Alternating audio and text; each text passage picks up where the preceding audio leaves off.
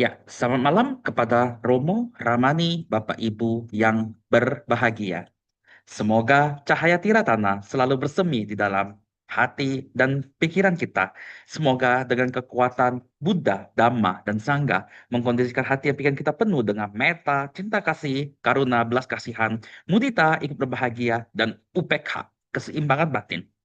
Romo Ramani berjumpa lagi dengan kita di DSO, Dhamma Meta Jember, Dhamma Sakaca Online, ya.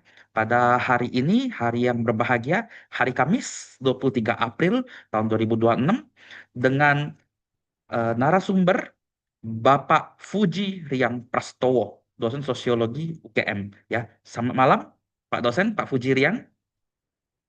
Ya, selamat malam ya Pak, selamat datang. Selamat malam. Ya, malam Pak. Selamat datang Pak di Taman Saraca Online dan Meta Jember Pak. Ya, Semoga bisa mencerahkan kita semua ya Pak ya.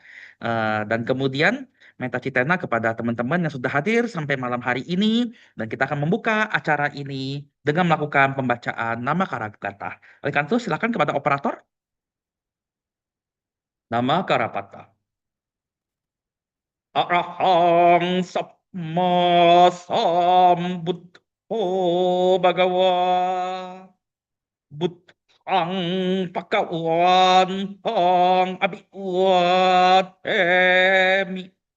Sang Bagawa yang Maha Suci yang telah mencapai penerangan sempurna, aku bersujud di hadapan Sang Buddha, Sang Pakawa.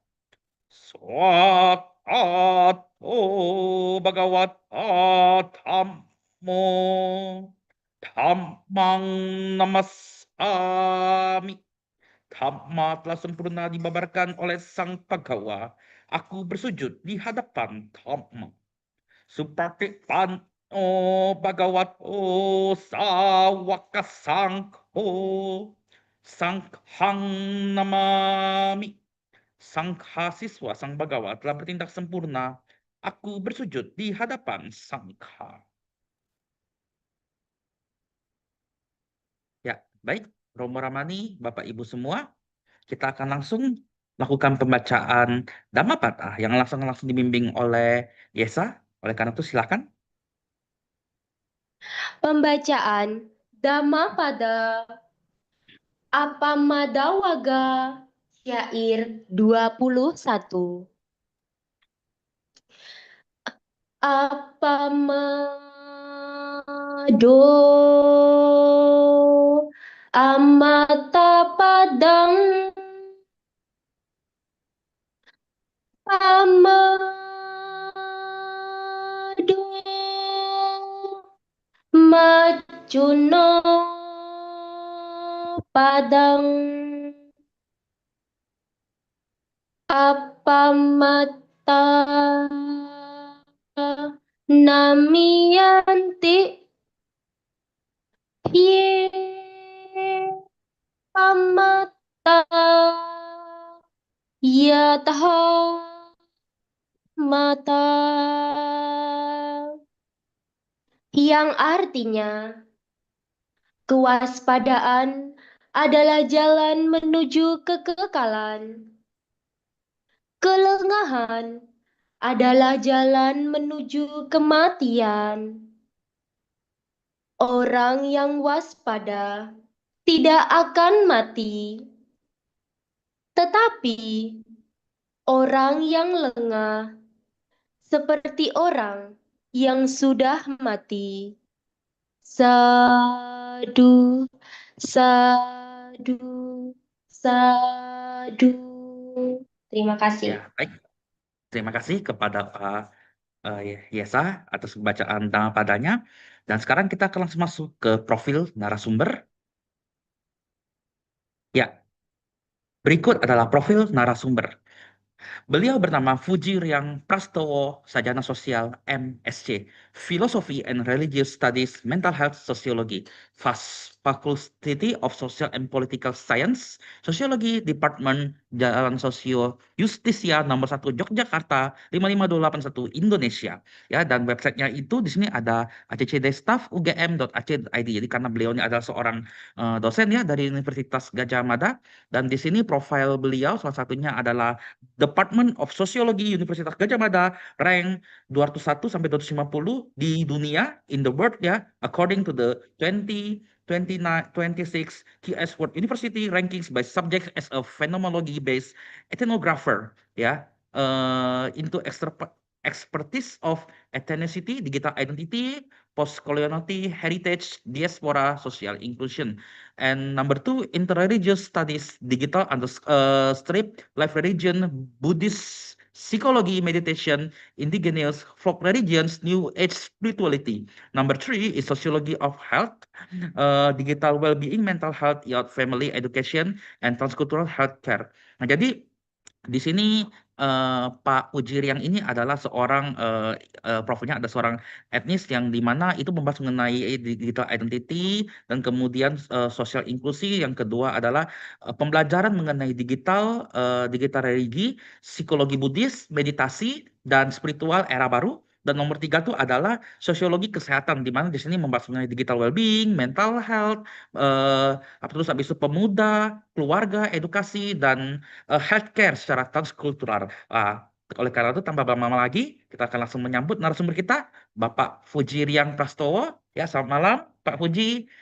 Dan Selamat silakan, malam. Pak Fuji. Ya, selamat malam Mas Inggi. Eh, ya, selamat malam teman-teman semuanya dari Dhamma Meta Jember. Perkenalkan saya Puji. Mohon maaf ini kalau misalkan koneksi atau fasilitas yang terbatas karena sebenarnya saya berada di lapangan sekarang, jadi tidak berada di Jogja. Jadi dengan kondisi terbatas nanti kemudian saya bisa berbagi dengan cepat. Oke, Pak Singgi ini langsung saja mungkin ya. Ya, Pak, silakan, Pak. Oke, saya izin berbagi ya. Mungkin karena ini konsepnya berbagi, saya tidak menyiapkan detail ini apa namanya slide presentasi karena nanti khawatirnya akan sangat panjang. Jadi saya cerita secara singkat-singkat saja ya. Apa intinya karena ini bukan kelas akademi dan malam, jadi situasinya kita lebih banyak sharing dan ngobrol saja karena ini adalah jam malam. Jadi kita menyesuaikan rotasi bagaimana apa ya tubuh bekerja dengan alam semesta. Ya perkenalkan saya Puji. Jadi kalau misalkan dibuat secara singkat, saya sebenarnya adalah sosiolog di bidang kesehatan dan irisannya dengan etnisitas. Kebetulan kali ini disertasi saya bekerja dengan psikolog klinis namanya Prof. Quartarini dan kemudian Budi Scholar yaitu Mbak Yulianti di FIB. Saya bekerja dengan teman-teman interreligius. Jadi awal teman-teman Dhamma Meta Jember ini meminta untuk diskusi, awalnya saya berpikir untuk membagikan itu, tapi itu mungkin terlalu umum ya.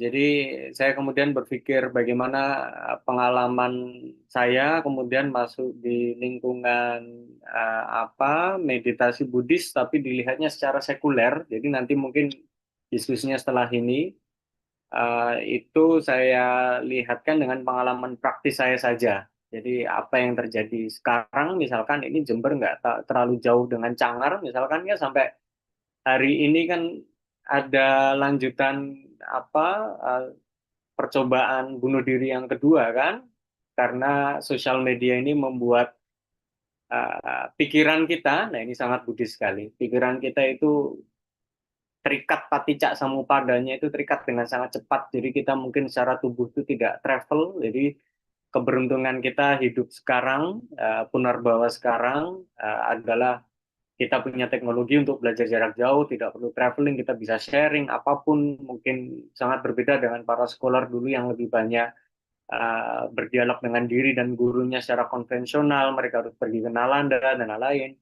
Tapi sekarang semuanya bisa diakses, tapi di sisi lain banyak sekali resiko, apalagi kita sebagai negara berkembang, di mana kesadaran tentang kita tidak bisa mengharapkan pemerintah ya mungkin ya, Karena negara-negara maju ini sudah sangat sadar sehingga ada pembatasan-pembatasan untuk usia-usia tertentu. Mungkin kembali misalkan Jepang yang angka suicide-nya sangat tinggi, mereka pun punya mekanisme sangat rapi untuk menangani itu. Nah, yang terjadi di Indonesia ini menurut saya akan menjadi puncak krisisnya. Kita nggak akan tahu seperti apa karena selama 2 dekade perkembangan teknologi sedemikian pesat menyebabkan cara berpikir kita pun sedemikian berbeda begitu. Nah, yang ingin saya bagikan adalah tentang uh, perspektif etis di dalam penanganan bunuh diri. Jadi advokasi, ada bahasanya kalau di dalam sosiologi kesehatan itu adalah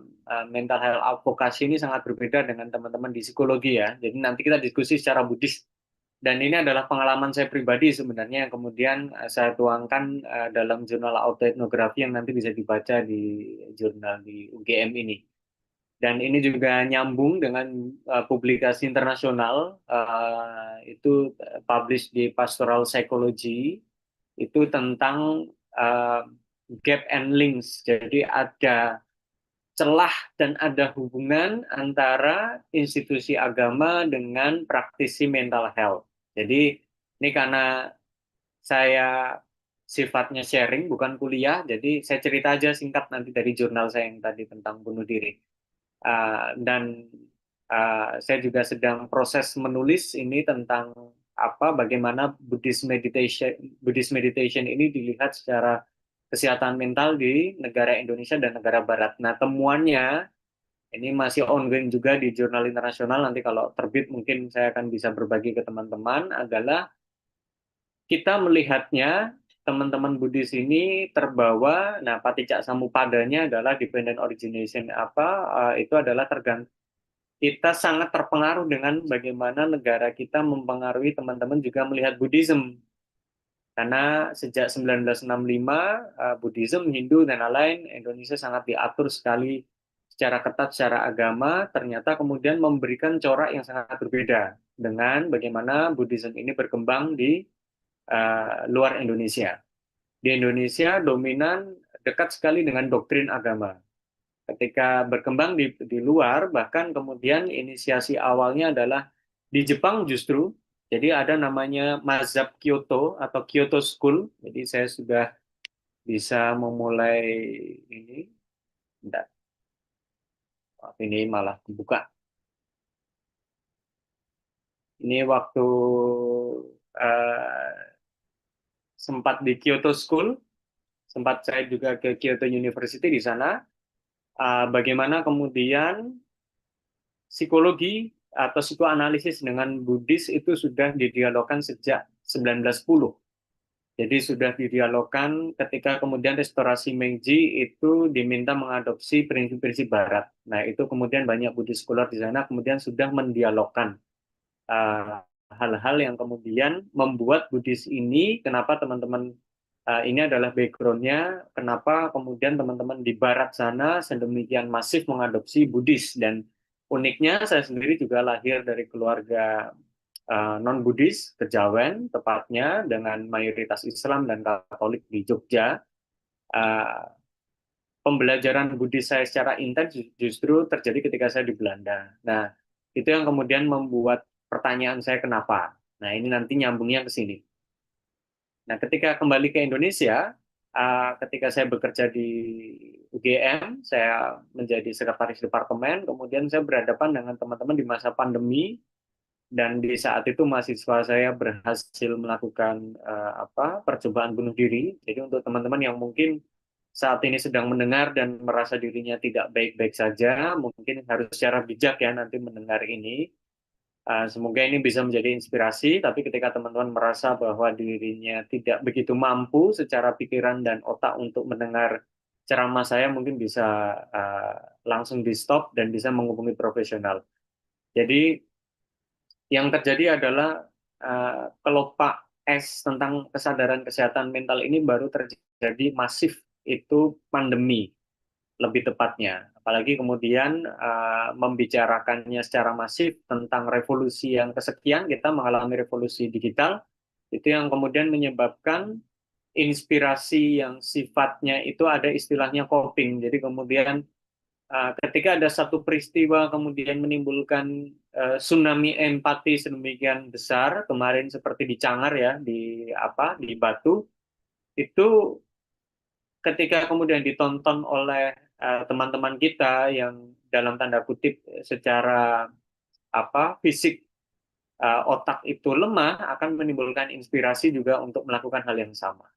Nah, di dalam aspek klinis ini nanti langsung saya ini ada poin yang lebih penting kenapa saya lebih baik saya ceritakan di jurnal langsung daripada di slide agar langsung cepat. Ada kemudian perbedaan yang sangat signifikan bagaimana kemudian suicide itu atau bunuh diri itu dilihat di dalam konteks psikologi barat dengan psikologi Buddhis atau Buddhist psychology. Nah, Buddhist psychology ini banyak yang meramunya justru dari negara Amerika yang kemudian sudah banyak diadopsi di Eropa sana, dan ada jurnal khusus yang saya ongoing sedang akan terbit itu mindfulness, itu justru berisi orang-orang yang berlatar belakang dari neuroscience. Jadi teman-teman dari neuroscience itu banyak melakukan uji-uji klinis tentang praktik-praktik yang kemudian ini adalah penerjemahan dari Tipitaka, dari Abhidhamma, dari Sutta yang kemudian diterjemahkan secara sekuler ya, karena mengintervensi yang namanya kesadaran. Nah, ini yang sangat berbeda dengan apa yang dilihat di Western psychology. Yang hal yang sangat membedakan adalah di Buddhist psychology itu melihat bunuh diri itu sebagai diri yang absolut atau ada dirinya yang absolut. Sedangkan di Buddhist psychology atau yang kita ketahui dengan anatta, ini yang kemudian membuat bagaimana pikiran-pikiran yang menuju sesuatu yang fatalistik atau menghilang dari dunia ini, atau Sang Buddha kan juga pernah bersabda tentang itu, ada hal yang sifatnya ekstremis, sedangkan Buddhisme ini adalah jalan tengah, itu yang sebenarnya harus dilihat sebagai ketidakkekalan. Tapi untuk teman-teman yang uh, kita semua sekarang berada dalam hegemoni atau penjajahan sistem pendidikan Barat. Kita bersekolah dengan cara Barat, tubuh kita didisiplinkan dengan cara Barat, kita harus bangun pagi jam 7 pagi, sekolah sampai sore, kemudian bekerja. Bagaimana kita sekolah dari jam 7, kemudian selesai jam 5, itu adalah bagaimana revolusi industri itu mendidik tubuh kita agar sama dengan dunia industri. Bagaimana dulu kemudian saya pernah sedikit belajar meditasi di Bodh Gaya, mengikuti Pak Baja di beberapa tempat, dengan Bante saya Dokeminda, dengan di beberapa retret juga di Myanmar dan lain-lain, itu sangat berbeda dengan cara kita melihat bagaimana tubuh ini bekerja. Karena kita sekarang ini hidup di dalam kemenangan Barat yang kemudian kita agung-agungkan ya, jadi dari sekolah S1, S2, S3 dan lain-lain. Nah, itu yang menyebabkan satu, kita semua ini melihat diri kita absolut. Saya ini adalah Fuji yang absolut. Saya ini adalah Fuji yang memiliki banyak pengalaman A sampai Z, atau kemudian banyak masalah yang kita bawa. Jadi ada sisi plus, ada sisi positif yang kita bawa dari masa lalu, atau kemudian kita terlalu khawatir ke masa depan. Itu karena kita ya hidup di era sekarang. Mungkin akan sangat berbeda ketika kita dulu hidup di era bagaimana India menghegemoni atau Cina menghegemoni. Nah, itu yang pertama, melihat suicide, psikologi barat melihatnya ini sebagai penyakit, Buddhist psychology ini melihatnya sebagai kemelekatan, ignorance ya. Kita semua sudah tahu lah itu loba, dosa, moha, dan lain-lain, bagaimana itu kilesa itu sedemikian menempel kuat di individu itu, sehingga individu itu tidak sadar sebenarnya dirinya itu yang mana, karena sebenarnya diri juga tidak ada. Nah, karena diri itu diabsolutkan, sehingga ketika mereka mengalami luka yang teramat sangat, nah otak kita ini memang didesain untuk menggenggam luka daripada menggenggam bahagia. Kita semua mengalami itu. Sehingga di dalam secara etis melihatnya pun sudah berbeda. Nah, ketika intervensinya pun juga sangat berbeda. Ini yang kemudian membuat saya berpikir untuk menulis jurnal yang sifatnya autoetnografi ini.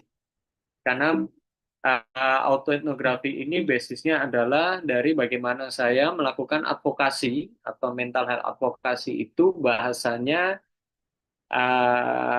advokasi kesehatan mental. Jadi karena di sistem psikologi itu 11-12 dengan sistem bioklinis di kedokteran, mereka sangat mengagungkan yang namanya etika klinis atau konfidensial kerahasiaan.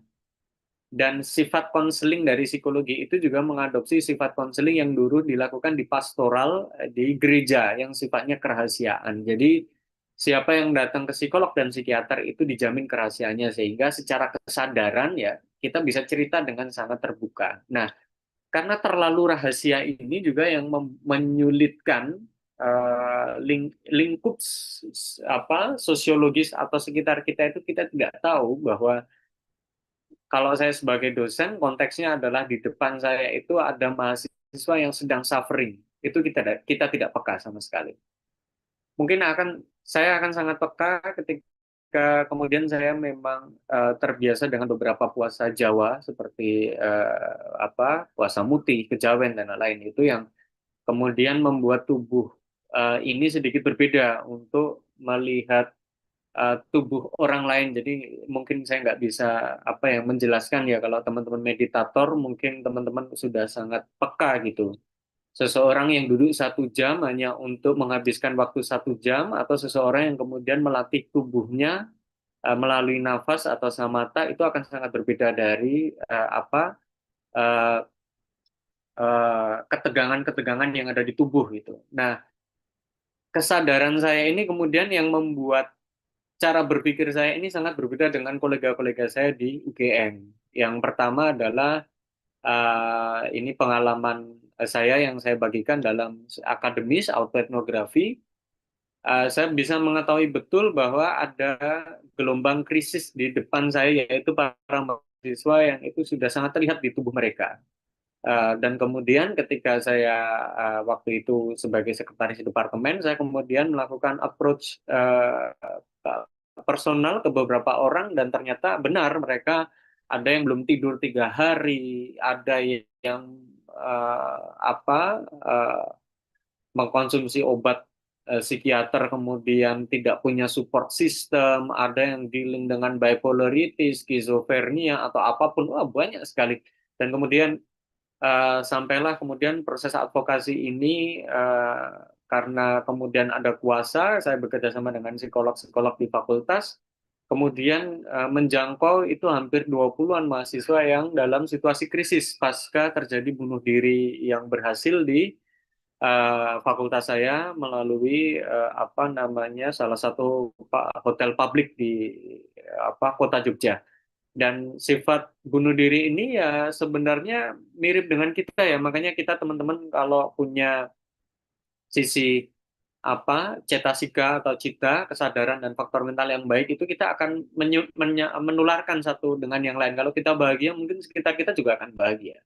Kalau kita sangat bahagia, di samping kita itu ada orang yang sedang menderita, atau dia kemudian penuh kilesanya, suka menggosip dan lain-lain, dia tidak terlalu suka dengan keberadaan orang yang bahagia, dia akan bertemu dengan orang yang serupa dan lain-lain. Nah, yang terjadi di situasi sekarang itu menjadi sangat kompleks ketika ada di digital begini. Jadi bunuh diri yang kemudian diinfokan secara berlebihan, diromantisasi, itu akan terlihat berbeda oleh orang-orang yang memiliki beragam kesehatan mental yang berbeda-beda.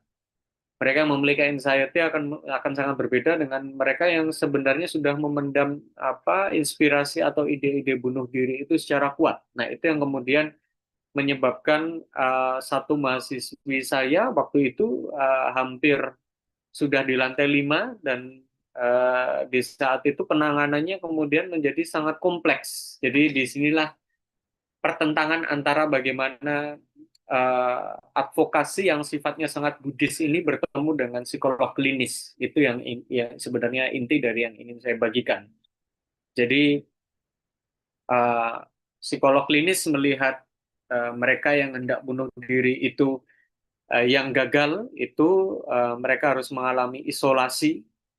Jadi Ini beberapa tema yang kemudian itu muncul dari beberapa teman yang memiliki gangguan mental. Yang pertama adalah mereka itu teralinasi. Teralinasi itu merasa terasing. Jadi kita sendiri pun sebenarnya juga sering merasakan itu, tapi mungkin dengan kadar yang berbeda. Misalkan kita punya ideologi tertentu di sekitar kita itu tidak sama ideologinya, teman-teman sebagai bapak atau ibu juga merasakan alienasi, itu adalah hal yang wajar. Tapi bagi mereka yang tidak seimbang antara fungsi biologisnya, yaitu fungsi otak, psikologisnya, itu fungsi mental, sosiologisnya, mereka yang menarik diri, melakukan hoarding, punya kecemasan sosial, punya paradigma-paradigma kalau saya ketemu dengan orang bagaimana dan lain-lain, dan fungsi spiritualnya yang kemudian itu menyebabkan mereka entah teralinasi atau terkucilkan atau mengalinasi diri. Jadi ini yang terjadi ketika saya kemudian menginisiasi sebuah program meditasi di Wihara Karangjati di Sleman. Itu ini tahun 2023 sekarang ada program namanya Selasanding di Wihara Karangjati. Itu isinya adalah orang-orang interreligius, banyak mereka yang berjilbab, banyak mereka yang punya masalah mental dan lain-lain. Dan awal-awal saya kemudian memiliki ide ini itu juga sangat amat susah. Wiryanya itu saya tidak bisa mendefinisikan. Walaupun akhirnya sampai sekarang akhirnya ya berjalan juga dan saya tinggalkan karena eh, keberadaan saya terlalu kuat di komunitas itu juga menyebabkan timbulnya dari teman-teman untuk melihat kesosokan saya, sehingga kemudian saya tinggalkan itu agar teman-teman menjadi komunitas yang utuh. Dan sekarang secara natural mereka berkumpul, saling menguatkan, saling mendengar tanpa stigma, dan syarat saya waktu itu kepada ketua wihara sebenarnya sudah ada program meditasi sejak tahun 2000-an. Tapi kemudian saya berpikir bahwa ini bukan meditasi yang saya kenal ketika saya belajar di Perancis dan Belanda, tapi ini seperti relaksasi, di mana meditasi itu hanya 15 menit atau 30 menit itu sangat relaksasi. Sedangkan kita akan tahu betul scanning tubuh kita itu ya minimal 1 jam itu sebenarnya adalah kita akan mengetahui bagaimana gangguan-gangguan pikiran itu adalah kecenderungan mental kita. Atau Sang Buddha juga pernah cerita tentang bagaimana mimpi-mimpi kita itu adalah tanda-tanda kita, gitu, tanda-tanda residu-residu atau asrawa-asrawa yang itu muncul dalam gejala otak. Nah, dari eksperimen yang ada itu di wihara, kemudian muncullah komunitas yang itu sangat, menurut saya memang kemudian sangat tidak lazim terjadi di tahun 2026 ini, di mana mereka yang memiliki kode-kode psikiater itu duduk dan ada beberapa respon baik positif atau negatif. Mereka yang positif melihatnya itu sebagai rumah, sehingga kalau orang Jawa ngomongnya getuk tular, sehingga satu sama lain kemudian saling duduk bersama. Bahkan ada satu peserta yang saya temani, saya advokasi sampai ke meja pengadilan untuk berganti nama total dan berganti agama karena mengalami religius trauma dan memilih Dhamma atau memilih Buddha sebagai jalan agamanya. Beberapa dari mereka mayoritas masih kemudian melihat Buddhism sebagai jalan filsafat kehidupan, atau kalau dalam psikologi ini sah-sah saja karena ada istilahnya namanya spiritual bricolage atau kolase spiritual. Sebenarnya otak kita itu memiliki kolase-kolase spiritual. Teman-teman Chinese misalkan begitu dan lain-lain. Nah, ini yang kemudian advokasi kesehatan mental seperti apa yang terjadi yang saya lakukan dari satu contoh itu di komunitas meditasi itu. Satu adalah teman-teman dari institusi agama sendiri atau Buddhis sendiri melihat itu sebagai asing karena melihat meditasi itu secara sakral. Itu sudah satu. Yang kedua adalah prinsip bagaimana karma itu diterjemahkan dengan sedemikian sempit. Nah, untuk teman-teman yang dianggap mereka memiliki gejala mental, bahkan mereka yang kemudian terlahir Buddhis, ketika saya deep talk dengan mereka, mereka melihatnya ini adalah bagian dari hutang karma yang harus mereka jalankan. Tapi kemudian ketika dialektika itu muncul ya, saya menggunakan bagaimana proses Buddhis itu berdialektika yang sekarang sistem pendidikan itu masih ada di Tibet. Saya tanyakan, ketika kemudian di kehidupan kita itu kita bertemu dengan di sekitar kita itu banyak orang-orang demikian, itu bukankah kita juga sedang sedang menyelesaikan hutang karma yang kita kerjakan misalkan dalam perspektif Buddhism gitu. Ternyata sudut pandang sosiologis itu nggak ada. Ya kalau bahasanya dalam teman-teman Abrahamik itu nafsi-nafsi, ya udah sendiri-sendiri gitu loh, jalannya itu sendiri-sendiri. Akhirnya ya ada dua orang yang waktu itu sempat melakukan spiritual asylum. Mereka pergi ke wihara untuk belajar meditasi. Ketika mereka mengirimkan sinyal SOS untuk mereka berhenti untuk bertahan hidup, kemudian dicemooh. Dan satu orang akhirnya kemudian melakukan percobaan bunuh diri dan berhasil. Itu yang menyebabkan saya kemudian berpikir, apakah yang harus kita lakukan sebagai orang yang mengerjakan dhamma secara bersama-sama gitu. Dan ternyata benar ketika kemudian saya menemani orang-orang ini, bahkan apa yang harus berganti nama total, KTP itu berganti nama total karena kemudian eh, beliau ini punya pengalaman traumatis yang sedemikian besar karena di dalam namanya itu ada unsur kekerasan dari salah satu anggota keluarga yang dulu hendak membakarnya gitu, sehingga dengan berganti nama ini membuat hidup baru baginya. Itu kan secara psikologis begitu ya, bagaimana sada atau kepercayaan itu diterjemahkan dalam abhidhamma itu sedikit berbeda dengan bagaimana Sutta itu melihatnya secara faith atau keyakinan dalam doktrin. Karena kalau kemudian kita bicara psikologi klinis, kalau kita udah yakin gitu, otak kita itu akan menyusun bagaimana keyakinan ini sebagai spiritually atau secara transfer personal itu untuk menginduksi hal-hal yang sifatnya positif. Jadi yang pertama itu, akhirnya kemudian orang-orang yang teralinasi ini berhasil berkumpul. Di sisi inilah yang kemudian prinsip bagaimana kalyana mita atau teman yang baik itu tidak hanya kita mendefinisikan mencari teman yang baik, tapi bisa jadi kita bertemu dengan teman yang membuat hati kita gelisah, justru itu guru kita. Itu kan seperti halnya prinsip Mahayana kan di dalam ukiran Borobudur tentang bagaimana perjalanan mencari Kalyanamita oleh Pangeran Sudana. Nah, itu yang saya kemudian adopsi, pertemuan dengan orang-orang yang unik ini itu adalah bagaimana ternyata itu juga medium kita untuk dapat berkaca. Nah, advokasi mental yang seperti apa ini karena sudah hampir 20 menit. Yang selanjutnya adalah memberikan teman-teman yang sifatnya uh, ruang aman bagi mereka. Jadi kalau yang pertama itu kita menarik diri, membuat mereka untuk keluar dari goa-goa alinasi atau goa-goa persembunyian, kita bisa mengadvokasi kesehatan mental agar mereka punya daya hidup lagi itu, agar mereka itu tidak merasa sendiri, yaitu menjadi teman bagi mereka tapi juga bijak dengan diri kita. Jadi jangan-jangan kita juga tidak terlalu bijak misalkan dengan diri kita, kita merasa diri kita itu bisa menemani mereka tapi ternyata kita juga butuh istirahat dan lain-lain. Jadi kita juga harus bijak di situ. Ini adalah prinsip bagaimana karuna itu diterjemahkan, welas asih itu diterjemahkan tentang bagaimana orang-orang ini sebenarnya tidak sepenuhnya ingin meninggal, tapi mereka ingin didengar tanpa stigma. Yang selanjutnya adalah Kalyanamita. Nah, Kalyanamita ini menjadi sangat rumit untuk orang-orang yang sangat rentan akan bunuh diri.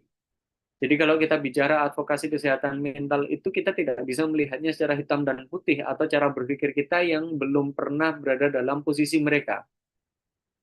Kalau kemudian kita melihat dengan sudut pandang mereka, Kalyanamita ini menjadi sangat rumit. Yang saya ingin ceritakan adalah bagaimana teman-teman yang sudah diambang jurang ini secara tubuh itu sudah berevolusi sedemikian amat peka untuk ibarat kata mencium vibrasi tubuh kita gitu. Jadi mereka memang ketika ke psikolog pun mereka sudah akan sangat judgement untuk sebenarnya saya tidak terlalu didengar atau saya tidak diterima dan lain-lainnya, itu karena memang perjalanan tubuh mereka itu sudah sedemikian berbeda dengan kita Itu yang menyebabkan Kalenamita ini adalah non-judgment friendship yang sifatnya itu ya tulus saja gitu. Misalkan ada kasus lain adalah satu anak yang itu memiliki kepribadian lebih dari 27. Dan saya mengatakan bahwa kalau di dalam Buddhism sebenarnya konsep sakit dan sehat itu sangat abu-abu, seperti halnya bagaimana psikologi Buddhis atau pertama kali ini Nishida Kitaro di Kyoto School itu melihatnya bahwa konsep sakit dan sehat di dalam Buddhism itu menjadi sangat abstrak karena ini sifatnya anicca. Kita kemudian melihat sakit yaitu ya kilesa, latarnya adalah loba dosa moha. Tapi kemudian sakit di dalam Western psychology itu sifatnya ada takarannya, ada DSM yang sifatnya itu kemudian membuat teman-teman ini terjebak di dalam, oh saya ini sakit loh. Nah kembali ke cerita orang yang tadi punya kepribadian ke-27 itu, saya yakin bahwa kamu punya tubuh sedemikian pun ada makna, ada hal yang nanti akan kamu temukan ketika kamu punya wirya atau keteguhan menjalani kehidupan ini. Dan ternyata benar ketika 4 tahun berjalan, perjalanan suicide-nya itu kemudian gagal, dia kemudian kembali ke dalam jalan Abrahamik sedemikian dalam, sekarang menjadi guru TK. Dan percaya atau tidak, ternyata kita kalau menggunakan tubuh kita yang sangat rasional ini dan kita jadi guru TK, kita itu gampang stres loh. Karena tubuh kita itu tidak seperti kawan saya atau Kalyanamita itu yang waktu itu rajin ke wihara untuk belajar meditasi walaupun beliau tidak mengambil jalan Buddhis. Tubuh dia yang kemudian memiliki multiple personality disorder itu punya energi 10 kali lipat untuk berhadapan dengan anak-anak kecil. Dan ternyata anak-anak kecil itu akhirnya menginduksi murid-murid TK-nya itu kreativitas yang sangat tinggi. Dan sekarang menjadi guru lukis di kota Madiun. Itu yang ingin saya ceritakan, bahwa di dalam diri kita itu sebenarnya kalau kita lihat secara sunyata, sebagaimana apa adanya as it is, kita belajar diri kita mengenali diri kita mulai dari tubuh kita, ya bagaimana prinsip di dalam Buddhism itu bekerja antara nama dan rupa, itu ternyata kita tidak melihat diri kita itu dalam posisi sakit atau sehat. Karena pun kalau kita pernah dalam situasi stres atau depresi, itu juga bagian hal yang mungkin akan sangat berguna atau produktif bagi mereka yang penulis lagu dan lain-lain atau siapapun itu. Nah, perjalanan lanjutan adalah disconnect atau bagaimana orang-orang ini teralienasi oleh keluarga mereka. Nah, kita sebagai orang yang tinggal di negara Indonesia ini, uh, sebagai negara berkembang, boro-boro yang ngomong ke keluarga gitu, kita cerita ke temen pun mungkin kita akan berpikir 10 kali. Kita akan dicemos orang gila misalkan untuk mengakses obat, semuanya harus diam-diam atau lain-lain gitu. Tapi keluarga ini sebenarnya adalah pondasi utama bagaimana orang-orang yang punya niatan hendak bunuh diri ini untuk memutuskan niatannya itu dengan ruang aman yang sebenarnya mereka butuhkan. Nah, kembali dari pengalaman saya, misalkan kalau nanti teman-teman membaca detail dari jurnal ini, adalah ruang etika klinis atau dalam perspektif etis ini yang saya diskusikan di jurnal ini adalah bagaimana kita melihat etis. Karena kalau secara etis pun kita tidak boleh menghubungi keluarga.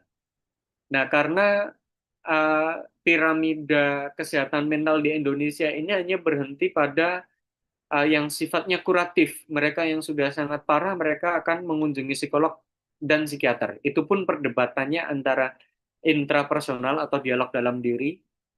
Saya merasa butuh nggak ya? Kalau saya butuh, saya gila nggak ya? Gitu. Atau kalau saya minum obat bagaimana ya? Dan lain-lain, itu dialog diri yang overthinkingnya bukan main. Akhirnya kemudian keputusan itu untuk menjangkau profesional itu nggak terjadi. Nah, dialog intrapersonal yang lain adalah ya karena nggak punya uang. Negara berkembang seperti kita nggak semuanya punya BPJS. Nggak semua daerah puskesmas itu punya psikolog seperti di Jogja. Sehingga untuk mengaksesnya itu susah. Nah, yang kedua adalah interpersonal atau orang-orang yang punya kesadaran menceritakan ke teman. saya punya masalah ini loh. Apalagi cowok. Kita dididik secara patriarki ini terbiasa memendam. Kita akan merasa diremehkan. Nah, dari sisi itu koneksi keluarga ini menjadi sangat susah karena beberapa teman ini merasa dirinya itu ya tidak diketahui gitu, taunya orang tuanya anak saya fan-fan saja di kuliah dan lain-lainnya. Ini yang kemudian membuat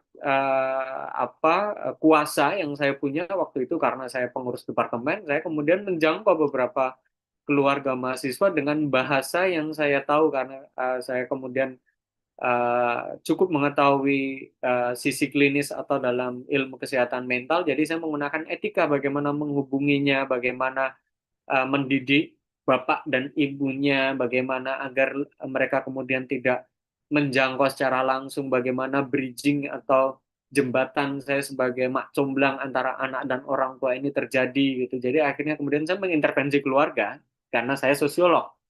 Nah, piramida yang sifatnya demikian atau kemudian kalau di barat sana sifatnya terapis itu yang nggak kita punya gitu. Kalau di negara Skandinavia, seseorang yang uh, menuju ke psikolog atau psikiater, mereka akan melewati konselor. Nah, ini yang kemudian konselor ini yang sifatnya pekerja sosial atau sosiolog atau siapapun yang memiliki empati. Nah, ini biasanya LSM-LSM perempuan. Nah, kesadaran di Indonesia ini yang sedang berkembang adalah kesadaran kekerasan seksual sekarang. Nah, biasanya orang-orang yang pernah mengalami dan menjadi survivor, nah mereka akan willing menjadi konselor. Nah, konselor ini yang saya lakukan dan ini yang saya ceritakan. Advokasi kesehatan mental itu adalah konselor itu sendiri. Nah, mungkin terakhir yang ingin saya ceritakan adalah ini yang tadi saya ceritakan ya, piramidanya ya. Jadi kalau di kita itu karena negara kita masih sangat jauh menurut saya melihat sisi ini, kesadaran iya memang. Saya melihat Gen Z itu bukan generasi yang lemah kalau dalam sudut pandang saya. Mereka adalah generasi yang terlampau cerdas karena sumber informasinya itu melebihi generasi milenial atau generasi saya. Tapi bagaimana mereka memfilter informasi itu tidak dibarengi dengan sistem sosial atau lingkungan sosiologis yang ada di sekitar mereka.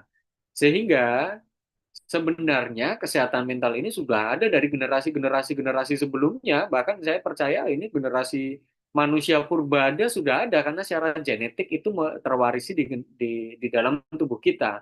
Tapi bagaimana meresponnya itu berbeda dan kita seolah-olah terlihat sangat riuh ya kembali lagi yang saya ceritakan karena sosial media. Nah, yang ingin saya bagikan selanjutnya adalah sisi terakhir tentang bagaimana penanganan bunuh diri, manajemen model yang sifatnya kuratif dan preventif ini seharusnya atau kemudian secara ideal itu bisa dikerjakan bersama-sama atau in between antara bagaimana prinsip Buddhis atau psikologi Buddhis itu bekerja dengan prinsip psikologi Barat atau klinis. Nah, di dalam preventif yang kita ketahui kita belajar mindfulness dan lain-lain. Nah, ini good things-nya. Sekarang konsep mindfulness itu di Indonesia itu yang mengadopsi tidak hanya Buddhis, ada Islamic mindfulness, ada teman-teman Katolik itu juga belajar mindfulness. Mindfulness itu sudah sangat sekuler walaupun, nah ini kritiknya juga yang banyak terjadi di scholar-scholar mindfulness termasuk saya adalah bagian dari scholar mindfulness tadi atau di dalam teman-teman di New Age spirituality atau spiritualitas New Age atau mereka kemudian meninggalkan akarnya gitu loh. Kalau teman-teman pergi ke Eropa, pergi ke Amerika, mereka memang menyenangi Buddhis, tapi kemudian akarnya itu mereka tinggalkan karena mereka melihat mindfulness itu sebagai prinsip yang sifatnya sangat sekuler atau ya sudahlah cukup hidup saat ini. Padahal kalau kita dalami secara betul sakti yang seperti apa toh yang sebenarnya itu ada. Nah, di Indonesia ini kan bagus sekali sekarang kita banyak sekali retret. Nah, teman-teman misalkan ikut retret 10 hari dimanapun, ya itulah bagaimana prinsip kerja sakti kalian berdialog dengan kilesa kalian sendiri begitu. Dan bahkan ada di Bali salah satu program, nggak perlu saya sebutkan, itu bayarnya puluhan juta, itu untuk orang-orang agar sembuh secara klinis. Mereka bertemu dengan diri mereka sendiri. Padahal kalau kita gunakan prinsip Dhamma ini secara betul ya, ketika kita bangun pagi gitu, kita duduk meditasi, sebenarnya mimpi kita itu kalau kita catat itu adalah kecenderungan mental kita loh, atau kita itu adalah datu atau asrawa kita atau bocornya mental-mental kita yang sebenarnya di dalam daylight itu kita overthinking gitu, tidur itu kita masih overthinking. Karena tidur yang seperti apa yang ideal? Nah, itu kan sebenarnya kita bisa melihat diri kita, tubuh kita itu adalah guru kita, batin kita itu adalah guru kita. Jadi kita bisa melihat prinsip anicca, dukkha, anatta itu di dalam diri kita. Nah, dengan cara apa ya? Dengan cara kita melakukan refleksi dengan sati itu tadi. Nah, preventif ini sudah mulai masif saya pikir di banyak tempat yoga, meditasi, diadopsi dimanapun. Menurut saya itu adalah kabar yang baik gitu. Tidak perlu kita melihatnya secara hitam dan putih. Teman-teman di dalam Dharma atau Dhamma gitu, teman-teman saya banyak di Bali yang mendalami Dharma, mereka Hinduism, mereka melihatnya kadang sangat hitam dan putih, melihat oh itu kan bukan yoga yang saya kenal gitu. Kalau kalau dalam sudut pandang saya sebagai sosiolog, ya nggak apa-apa. Ada tingkatan-tingkatan orang belajar secara spiritual itu ada tingkatannya gitu. Ada layeringnya. Nggak semua orang tiba-tiba kemudian berpikir, oh saya akan mencapai jana, saya akan mencapai pembebasan gitu. Setiap orang itu otaknya berbeda-beda. Demikian pula kita. Cara berpikir kita satu dekade ke depan itu berbeda dengan cara kita melihat. Jadi kalaupun secara preventif sekarang yoga dan meditasi diadopsi itu adalah hal yang bagus. Nah, kita sebagai pengikut Dhamma yang bisa kita kerjakan adalah kita tidak perlu melakukan preaching atau ceramah. Kenapa? Karena Dhamma, karena batin ini tidak suka, apalagi mereka yang kemudian rentan dalam bunuh diri, itu tidak suka diceramai. Mereka sebenarnya tahu yang harus mereka kerjakan. Mereka dalam lingkaran setan yang mereka butuhkan adalah ruang aman untuk tidak dijudgment. Sehingga cukuplah kita berikan meta kita dengan cara adalah mengafirmasi sifat-sifatnya valid gitu.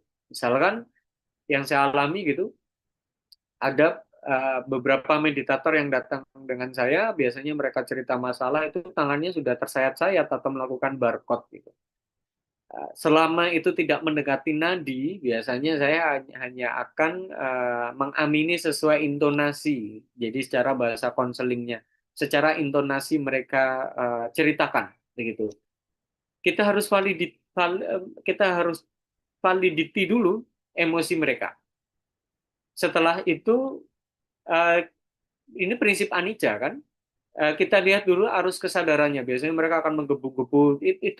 Ruang itu bukan ruang untuk di preaching gitu. Nah, selanjutnya adalah kita lihat dulu kesadarannya itu berubah. Dan benar ketika kita menjadi kalyanamita yang baik, pendengar yang baik, kesadarannya tiba-tiba berubah. Nah, ketika kesadarannya sudah sedemikian tenang, kita bisa ajak untuk melihat di luar diri dan di luar lingkaran sosial mereka. Kita bisa lihat, kita bisa ajak mereka untuk melihat pohon, ke alam, dan lain-lain. Barulah kesadarannya itu akan berlapis-lapis dan barulah kita bisa memberikan saran. Nah, di dalam konsep ini, early detection yang saya ceritakan tadi itu kita juga bisa mengetahui atau mendeteksi secara sosiologis sebenarnya mereka benar-benar punya teman yang bisa mendengar batin mereka yang terluka atau enggak gitu. Nah, ada universitas Kristen di Jogja itu namanya UKDW. Di dalam jurnal saya yang di Springer yang Pastoral Psychology Q1 itu, saya belajar banyak dari mereka memiliki prinsip di dalam Kristiani atau itu adalah teman spiritual yang sifatnya angel. Jadi bagaimana ministry itu mempersiapkan 3 orang secara bersamaan. 2 orang yang dianggap secara iman ya, itu nih kalau teman-teman Kristiani yang bisa kita bisa adopsi Kalyanamita spiritual body, itu adalah 2 orang yang dianggap punya pengetahuan klinis, jadi orang-orang yang dalam psikolog, dan punya mental yang kuat untuk menemani, dan 1 orang adalah orang yang dekat betul dengan orang yang rentan akan bunuh diri. Dan 3 orang ini membentuk lingkaran yang sifatnya itu tidak nyata. Nah, itu yang kemudian menginspirasi saya juga membuat lingkaran yang tidak nyata. Contohnya adalah eh, mahasiswa saya yang sempat gagal bunuh diri di lantai 5 kemudian masuk ke dalam ruang isolasi itu seolah-olah dikelilingi oleh teman-teman yang baik. Nah, sekarang beliau menjadi umat Kristen yang sangat taat gitu. Jadi pergi ke gereja dengan sangat bahagia dan lain-lain. Dan bagaimana saya melakukan advokasi kesehatan mental ya dengan cara Buddhis. Tidak perlu kita Buddhiskan. Karena ini adalah proses sadar bagaimana kita bisa mengirimkan meta ke semua makhluk gitu. Nah, kita bisa membuat lingkaran yang indah tadi, teman-teman spiritual tadi. Bagaimana kita bisa mengirimkan orang-orang yang walau sebenarnya itu kita desain untuk membuat batin atau alam bawah sadar orang yang hendak bunuh diri ini merasa kemudian diperhatikan. Sebenarnya itu didesainkan seperti itu. Entah teman-temannya yang tiba-tiba mentraktirnya, entah teman-teman yang kemudian menengoknya, care, dan lain-lain, itu kita siapkan lingkaran itu. Dan lingkaran itu menurut saya sangat jauh lebih efektif. Yang kemudian saya diskusikan dengan teman-teman dosen di psikologi, yang saya lakukan memang gila gitu, karena nggak tahu saya apa merasa bahwa apa ya ada kegemesan yang sifatnya itu baik gitu loh, cetasika yang baik yang saya yakin ini bisa membantu mahasiswa saya keluar dari lingkaran ini dan berhasil. Akhirnya yang bersangkutan kemudian lepas dari pengobatan psikiater dalam beberapa bulan saja karena ada lingkaran spiritual body yang tidak di judgment. Nah, yang ketiga adalah bagaimana intervensi krisis tadi. Kalau semisal ide bunuh diri itu terjadi itu bagaimana? Karena ternyata kita juga tidak bisa meromantisasi atau melihat orang yang sangat rentan ini sebagai yang sakit juga loh. Karena mereka terjebak dengan kilesanya. Kalau kita tahu betul intervensi krisis ini, ternyata mereka juga terjebak dalam diri yang absolut yang sifatnya buruk. Jadi mereka menggunakan ancaman-ancaman bunuh diri untuk menarik perhatian. Itu banyak case-nya. Sehingga teman-teman di dalam etika klinis, ini yang saya diskusikan di sini, mereka kemudian membuat jarak atau sekat. Nah, di dalam inilah advokasi kesehatan mental atau yang sifatnya konselor sosial itu dibutuhkan. Di mana ide-ide bunuh diri itu ya sebisa mungkin kalau kita mengenal orangnya gitu, kita biasa berdialog dengannya gitu, ya, akhirnya nanti kita akan hafal sendiri kok kalau oh ini hanya ancaman dalam tanda kutip yang keluar dari mulutnya biasa atau ini benar-benar akan terjadi atau apa itu sudah sangat kelihatan dari tubuhnya atau apa. Apalagi tapi minusnya orang-orang begini itu akan gonta-ganti psikolog gitu. Biasanya psikolognya juga lupa dalam situasi krisis atau tidak gitu. Nah, kalau di luar negeri psikolog kemudian ini punya jejaring satu sama lain, punya case yang sama sehingga ketika seseorang sudah dianggap di situasi krisis, nah kemudian lingkaran konselor ini bisa membantu atau lingkaran sosiologisnya. Nah, yang terakhir adalah di kuratif yang tidak perlu saya ceritakan karena kita sudah tahu semua ya sistem kesehatan mental di Indonesia, bagaimana bertemu dengan psikiater, bagaimana psikolog dan lain-lain. Nah, kalau secara Buddhis, bagaimana kita bertemu dengan mereka yang sudah mengakses professional mental health care? Pertama adalah kita dengarkan kalau mereka cerita gitu. Kadang kita itu nggak tahu loh bagaimana orang berjuang dealing dengan obat gitu. Efek samping obat itu kan juga mempengaruhi mental juga ya. Jadi mereka sebenarnya tidak 100% hadir secara fisik. Disitulah komunitas itu dibutuhkan untuk tidak melakukan judgement. Ini sudah 30 menit. Mungkin terakhir dari saya adalah, ingin saya simpulkan di sini, sudah 30 menit toh. Jadi ketika kembali ke apa yang ingin saya bagikan di sini secara 37 menit, pertama ketika kita kembalikan ke psikologi Buddhis yang seperti apa, ada beberapa prinsip yang bisa kita lakukan. Advokasi kesehatan mental itu sendiri adalah terjemahan dari bodhicitta ini bagi teman-teman Mahayana, ini sudah sangat umum tentang intensi-intensi altruism, bagaimana kita membantu orang, bagaimana kemudian prinsip kita membantu orang itu juga sebenarnya juga membantu diri kita sendiri gitu. Nah, yang kedua adalah prinsip anatta. Karena ini juga ketersalingan. Bagaimana kita melihat orang yang sedang berjuang dengan mentalnya itu, kalau kita masih menstigma orang tersebut, maka ada yang salah dengan diri kita. Karena berarti artinya diri kita sendiri, atanya juga masih tebal. Artinya ini adalah dua cermin yang saling sinkron. Bagaimana kita melihat mereka juga orang dengan diri yang berubah-ubah. Nah, yang ketiga adalah tentang Kalyanamita yang tadi banyak dominan saya ceritakan. Di mana di dalam psikologi barat, teman-teman spiritual itu tidak ada. Jadi, mereka yang mengakses psikologi klinis atau secara barat diasumsikan sebagai orang yang sakit secara mental. Sehingga individu-individu ini harus berjuang dengan dirinya sendiri. Disitulah kekuatan kalau kemudian kita bisa membangun lingkaran-lingkaran baik di sekitar kita tanpa judgement. Itu yang bisa saya ceritakan. Mohon maaf, ceritanya hampir 30 menit. Saya kembalikan ke moderator. Terima kasih, Mas Singgih. Ya, baik. Terima kasih kepada Pak Fujiriang. Ini topiknya sangat menarik ya. Kita membahas mengenai psikologi, bunuh diri, dan memang ini erat kaitannya dengan keseharian kita ya. Oke, Pak Fuji, yang ingin saya tanyakan itu, jadi saya ada mendapatkan sebuah kasus ya, teman Ya, saya pacaran kayak gitu. Nah, si si cowok ini dia itu mau putusin si cewek. Ya ceritanya gitu ya. Tapi si cewek ini ngancemnya mau mau bunuh diri kalau udah diputusin karena ya. semua dunianya tuh hanya sama cowok tersebut kayak gitu tuh. Eh yang mau saya tanyakan tuh kok pola pikirnya bisa seperti itu ya. Dan maksudnya tuh kan kita kan tahu ya rentan pembunuhan rentan bunuh diri itu kan gara-gara kan memang gara-gara ada sosial tidak diakui dan salah satunya tuh kasus seperti ini. Nah, yang saya tanyakan itu bagaimana the way of thinking tuh seorang tuh yang memang mau bunuh diri seperti itu kayak gitu tuh. Eh, apakah ada sebuah pola, apakah sebuah habit, ataukah ada semua pikiran yang memang berulang sehingga dia bisa seperti itu kayak gitu tuh. Ya dan memang setelah saya dengar ceritanya juga memang sebelumnya tuh orang ini ya si cewek ini memang hidupnya tuh tata-tata raja dan nggak ada dampak di hidupnya dan kehadiran cowok itu pria itu memang mengubah dia sih. Ya silakan Pak Puji. Oh iya, siap.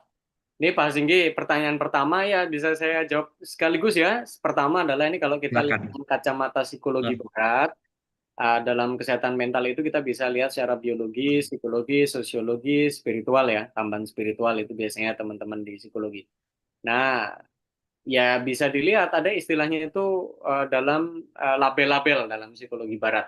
Ada label yang mendekati kecenderungan. Sebenarnya diri kita itu punya kecenderungan ke arah mana.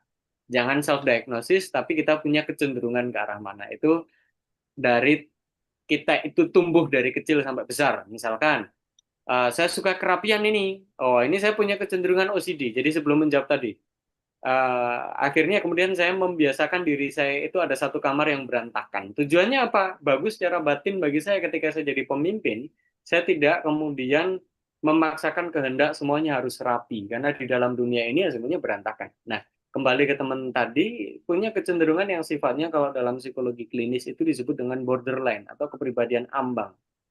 Nah, orang-orang dengan kepribadian ambang ini adalah orang-orang yang sangat rentan sekali dengan relasi sosial. Jadi relasi sosial itu nggak hanya pacaran ya Mas Li. Ada orang tua, ada relasi orang tua kita dengan tetangga, ada dengan guru, dan lain-lain. Di dalam kepala mereka biasanya punya trauma-trauma yang sifatnya relasi sosial. Jadi takut ditinggalkan. Nah, karena takut hmm, ditinggalkan ini kemudian memunculkan sifat yang sifatnya siaga. Otaknya itu selalu siaga. Beberapa kasus bahkan informan saya tuh sampai pinjol mas, sampai pinjol kebetulan nggak mampu pinjol agar bisa mentraktir teman-temannya di organisasi kampus, bayangkan. waduh. Dan akhirnya tidak bisa membayar UKT. Nah, itu ya salah satu case-nya begitu, tapi ekspresi yang keluar berbeda. Jadi perasaan takut ditinggalkan itu yang keluar berbeda. Kalau yang tadi case-nya temennya Mas Singgi ini yang dikeluarkan adalah takut ditinggalkan pacar sehingga mengancamnya dengan bunuh diri. Ada orang takut ditinggalkan temannya, ekspresinya adalah mentraktir, ya kan Mas? Nah itu jadi kecenderungan demikian. Nah kalau kita lihat dalam psikologi Buddhis, nah ini adalah orang ini menggenggam dirinya yang absolut toh. Dia tidak percaya tentang dirinya bahwa bahagia itu datangnya dari dalam. Nah ini masih sifatnya opium, candu. Kalau saya nggak diterima di lingkungan, saya nggak dapat validasi, saya nggak dapat ini, saya akan cemas dan khawatir. Sehingga perasaan ini muncul ya karena atta yang menebal, kilesa yang menebal. Sehingga kalau orang demikian, Mas, kalau kemudian ada dua, kalau saya biasa gitu, kalau pergi ke pedalaman NTT, saya ceritakan ke mama-mama di sana gitu, hanya ada dua jenis orang yang susah maju gitu. Orang miskin itu kita kasih motivasi mereka masih bisa berkembang gitu. Yang pertama itu orang yang jatuh cinta. Mau kita ceritakan kayak apapun, nggak akan masuk di kepala. Itu Hmm. rasionalnya itu akan muncul. Kita pun mengalami kan. Pokoknya semua yang jatuh cinta itu udahlah itu telinga itu ketutup gitu. Kalau itu ada patung monyet itu loh, apa meditasi itu monyet tutup mata itu kuping itu udah nggak muncul. Sehingga kecenderungannya kita bisa ngelihat sebagai kalian Namita kalau mereka curhat kadang one way. Cerita ke Mas Singgi itu biasanya kayak squash. Kalau Mas Singgi memberikan opini, dia akan kembali ke ceritanya. Nah, itu artinya memang kupingnya tertutup. Itu satu ya. Nah, yang kedua adalah orang yang patah hati. Nah, ya sudah, kalau jatuh cinta dan patah hati ini sama-sama cipat ya kan? Apa sama-sama orang yang apa loba kan, keserakahan. Mereka menggenggam luka. Wis nggak iso. Nah, iya dia akan muter-muter terus di jalur itu sampai lingkarannya putus sendiri yaitu dengan konsep apa ya sadar ya. Kalau belum sadar nggak akan kelar-kelar. Nah, proses sadarnya itu yang panjang. Kadang sadarnya mungkin nggak selesai ya akhirnya memutuskan bunuh diri. Begitu Mas. Jadi lama-lama itu menjadi kebiasaan. Begitu. Kalau sampai dengan sekarang masih demikian, mungkin kalau masih bisa mengakses ya saya akan disarankan ke psikolog lah. Agar nanti apa kasihan juga kan ya sekitarnya gitu mendengarnya dan pasangan. Monggo Mas, ada lagi silakan. Ini saya harap Menarik ya, Mas ya. oh tapi Menarik jangan ya. semoga jangan berat-berat ya Mas ini mau menuju tidur omongannya berat. Semoga Nggak nggak apa-apa, ini menanam karma buruk. Moga silakan yang lain.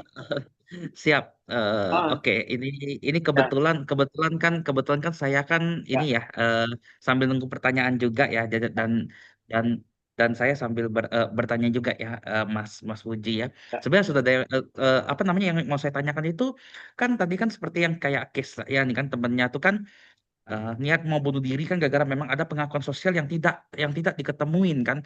Nah, eh maksudnya kan tadi kan juga Mas Puji kan sempat ngomong kan kalau misalnya orang bunuh diri kan gara-gara pas kalau dia lagi jatuh cinta dan patah hati kan nggak bisa kita ngomongin kan yang tadi kata Mas itu kan. Nah, yang mau saya tanyakan tuh mengapa kadar otak orang itu kalau misalnya dia memang lagi jatuh cinta dan patah hati itu kenapa itu nggak bisa kita masukin kayak gitu?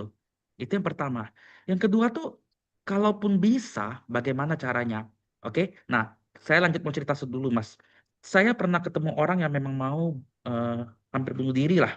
Hampir bunuh diri itu gara-gara dia itu tidak intinya dia tuh tidak mau menerima masa lampaunya yang memang sudah terjadi lah. Pokoknya dia tuh kuliah di Jepang, singkat cerita dia tuh yang harusnya memang beasiswa orang pintar, dia ditaruh di tempat yang eh, kelasnya bawah dan dia lulus dengan hasilnya ya bagus tapi dia juga ngerasa mengecewakan karena dia ngerasa pintar tapi dia nggak ditaruh.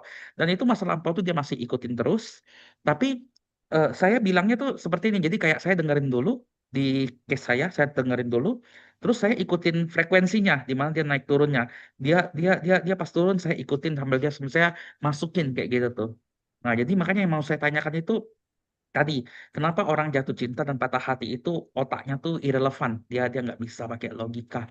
Yang kedua tuh memang bagaimana kita bisa menyusup atau setidaknya memberikan kesadaran sedikit saja gitu tuh. Ya itu sih. Silakan ya. Pak Puji. ini barulah sosiolognya masuk. Karena sebenarnya yang banyak mempengaruhi diri kita itu sosiologisnya kok. Psikologis kita itu kan dipengaruhi sosiologis kan. Bapak ibu kita dulu lagi main dibentak itu kita ingat loh. Otak kecil kita ingat. Nah, kebetulan saya ini punya kebiasaan yang cukup aneh. Saya itu menulis buku harian dari umur 8 tahun. Sehingga Diary gitu ya. diary dari dulu sampai sekarang. Apa sehingga ketika saya membaca diri saya yang dulu kok saya punya pikiran begini loh. Nah, makanya journaling itu penting, Mas. Menarik ya. Apa journaling itu penting? Kalau pikirannya lagi ruwet, coba dituliskan di kertas. Nah, setelah itu dibaca nanti sebulan kemudian, nanti kita akan ketawa kok dengan diri kita. Ya elah persoalan baju yang dipinjam teman nggak pulang kok kenapa saya sedemikian parah gitu. Nah, dari situ sebenarnya proses kapasitas reflektif itu atau kalau dalam bahasa ilmu akademisnya itu ada namanya kapasitas reflektif. Tiap orang itu punya kapasitas reflektif yang berbeda-beda, Mas. Nah, ini tergantung pengalaman kehidupan atau kemudian ya tergantung dirinya masing-masing gitu. Ada yang kemudian sangat rendah sehingga ya pikirannya kemudian tidak bisa memberi makna. Nah, inilah fungsinya spiritual. Ini fungsinya agama, semua nilai moral, semua budaya itu bersifat yang sifatnya transpersonal, pemberian makna. Nah, kalau yang tadi masih terjebak tadi, pertanyaannya Mas Inggi, kenapa? Ya dia dirinya masih berkutat pada dirinya sendiri. Ada bahasanya itu interpersonal dan transpersonal. Intrapersonal itu dialog kita dengan diri kita sendiri. Nah, ini 90% kehidupan kita kan isinya kita dengan diri kita kan. Sebenarnya hari itu sama aja, yang membedakan adalah mood kita. Nah, yang kedua tuh interpersonal, dialog kita itu mempengaruhi kita memilih teman, mempengaruhi preferensi apapun. Nah, yang terjadi di teman Mas Inggi tadi yaitu akhirnya otaknya kemudian terpengaruh, jadi trauma. Nah, trauma ini membentuk aktivitas-aktivitas yang buruk. Nah, sekarang anak-anak sekarang ini sukanya ngopi berlebihan, padahal tidur itu mahkota kesehatan mental. Sehingga mereka lebih cepat kenanya gitu, karena banyak yang kemudian tidurnya berantakan, kemudian pagi harus beraktivitas, mereka nggak sadar kalau itu sebenarnya adalah anxiety, kortisol yang sangat tinggi. Ya karena sadar kuncinya, Thomas. Itu satu. Sehingga efeknya ke biologis. Bisa jadi biologis juga genetik ya, Mas. Jadi ini kita nggak bisa ngelihatnya sequence, tapi satu sama lain itu terpengaruh. Nah, biologis ini adalah fungsi di dalam otak. Jadi kalau sudah terpengaruh di otak, disitulah obat dibutuhkan atau farmakoterapi dibutuhkan. Jadi ini satu cerita yang tadi saya miss ya. Ada satu psikiater Buddhis yang saya suka dalam tanda kutip saling tiktokan dengan dia kalau ada anak-anak meditator yang akses obat gitu. Kadang kita saling tak cerita atau apa gitu. Jadi beliau psikiater di salah satu rumah sakit gitu. Nah, banyak meresepkan itu dan kemudian banyak cerita tentang bagaimana biologis ini juga mempengaruhi. Nah, kalau sudah di tahap ini, sudah di trauma dan depresi, menggenggam masa lampau, kita nggak bisa masuk. Yang kita butuhkan adalah kehadiran kita. Nah, kehadiran itu dengan cara bagaimana? Namanya manusia itu kan nama dan rupa. Ini kembali ke Buddhis, toh. Nah, kalau namanya itu nggak sadar, rupa dulu lah, rupa nggak sadar, tidurnya masih berantakan, ini apa, makannya, itu rupanya itu masih kacau. Apalagi nama, gitu. Dalam cita atau cetasika, kesadaran atau faktor mentalnya. Nah, yang kita masuk itu mananya dulu. Kalau namanya masih berantakan, nggak kita jangan memberikan banyak saran. Kuping itu nggak akan kedengaran. Yang mereka butuhkan adalah kehadiran kita. Ditemenin makan, biarkan mereka cerita. Kalau mereka cerita masalah, bisa kita alihkan, kita ngobrol kemana, kita lihat ke film. Tapi kita juga harus menakar diri kita ya. Jadi jangan merasa kemudian semuanya itu tanggung jawab sosial di kita, karena nanti kita juga terjebak dalam istilahnya itu Mesiah Syndrome, sindrom penyelamat. Itu juga kurang baik di diri kita. Nah, yang bisa dilakukan lanjutan adalah apa, Mas? Sebenarnya yang mereka butuhkan itu nanti setiap orang berbeda-beda. Jadi ada yang sifatnya apresiasi, ada yang sifatnya validasi, ada yang sifatnya apa. Ini kebutuhan batin atau inner itu beda-beda. Gitu. Ada yang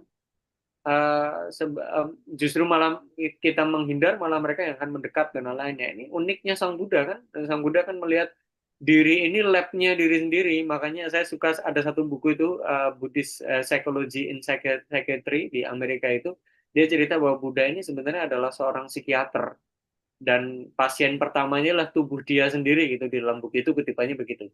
Dan obatnya itu adalah Dhamma. Nah, gitu, obatnya itu adalah bagaimana Sang Buddha ini memecah kesadaran itu sedemikian rincinya. Itu yang kemudian bisa dijadikan bekal Mas Singgih dan teman-teman nanti. Oh, teman saya ini kesadarannya di level apa lah? Kalau kesadarannya aku salah, udah diamin aja. Nanti capek sendiri.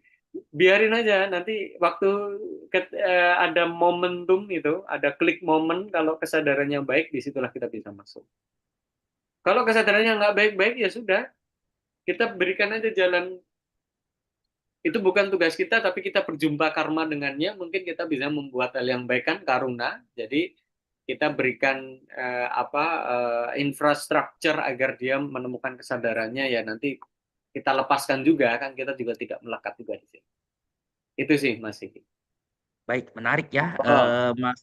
ya. Menarik ya Mas ya, karena di sini tadi kata Mas Mas Wuji sendiri kalau tadi sebenarnya saya mau tanya sampai kapan, ternyata jawabannya tuh sampai dia yang menemukan kesadarannya sendiri kayak gitu kan. Ya berarti balik-balik lagi ya kita kita bisa dibilang kayak kita serahin pada karmanya lah kayak gitu ya. Dan kalaupun memang bisa dan kita hanya mengkondisikan untuk supaya karma baiknya tuh berbuah, paling itu yang bisa kita lakukan sih ya paling untuk kesehariannya. Nah, terus habis itu yang mau saya tanyakan itu berikutnya kan tadi kan sempat Mas Puji itu sempat bilang Mesias Mesias apa tadi Mesias Sindrom. Mesias order ya, Mesias syndrome ya.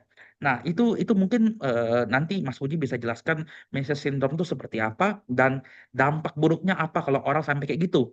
Dan yang ketiga tuh ciri-ciri orang yang terkena Mesias syndrome itu seperti apa? Terus di sini ada pertanyaan sedikit ya. Apa namanya tuh? Apakah Mesias syndrome ini sama seperti dengan narcissistic personality disorder? Ya, boleh disangkut pautkan atau kalau memang tidak ada hubungannya, mungkin boleh dijabarkan sendiri karena saya juga tertarik di psikologi kan. Jadi kalau memang kalau kita bicara NPD ini ada yang bertanya sih ya orang dalam DSO sendiri kan. Apakah ada solusi untuk menyembuhkan orang yang narcissistic personality disorder? Jadi di sini Mas Puji bisa bahas mengenai Mesias syndrome dulu yang pertama, yang kedua membahas mengenai NPD itu sendiri. Ya silakan Mas Puji. Yang pertama, kita itu makhluk sosial ya Mas. Jadi kebutuhan mau kita mengasingkan diri kayak apa, saya ini juga sebenarnya sedang tidak berada di Jogja. Kalau dalam bahasa Jawa ini saya ngelakuin lelono broto atau laku pertapaan yang sifatnya keluar gitu. Jadi saya hanya akan berkoneksi dengan orang-orang yang tidak saya kenal. Tujuannya apa? Psikologi sebenarnya ada namanya, bahasanya dalam neuroscience itu synaptic pruning. Nah, itu nyambungnya ke tadi itu. Synaptic pruning itu di dalam otak kita itu ada koneksi-koneksi sinapsis. Nah, koneksi sinapsis ini sebenarnya lebih banyak cerita sosiologis loh daripada psikologis. Karena kan kita merefleksikan psikologis itu kan dari pengalaman sosiologis kita kan, sosiolog kita. Nah, ternyata otak kita ini ya hanya akan mengingat hal-hal yang baik, atau memori itu sangat terbatas, dan biasanya akan kita ingat itu luka. Nah, itu memang di desain otak itu begitu, karena kita untuk bertahan hidup, kan, Mas. Anxiety, stres itu adalah fungsi kerja otak untuk membuat kita hidup. Si otak ini fungsinya demikian. Di pertama, kita mengetahui sunyata atau kerja biologis otak kita itu demikian. Nah, yang kedua adalah kita bisa mengkondisikan diri kita, kan. Misalkan saya kemudian bekerja di lingkungan yang sifatnya tidak ideal bagi kita. Nah, ideal itu kan tergantung dari cara kita melihat. Oh, ternyata kok makin lama kok saya merasa ini makin nggak ideal. Akhirnya kemudian saya menjauh. Ketika saya menjauh berjarak, nibida, ya kan, berjarak dengan objek, ternyata cara berpikir saya yang kurang tepat. Nah, yang ingin saya ceritakan, orang-orang yang terkena mental tadi tidak punya kapasitas reflektif yang sedemikian dalam. Mereka terlalu dekat dengan atta atau dirinya.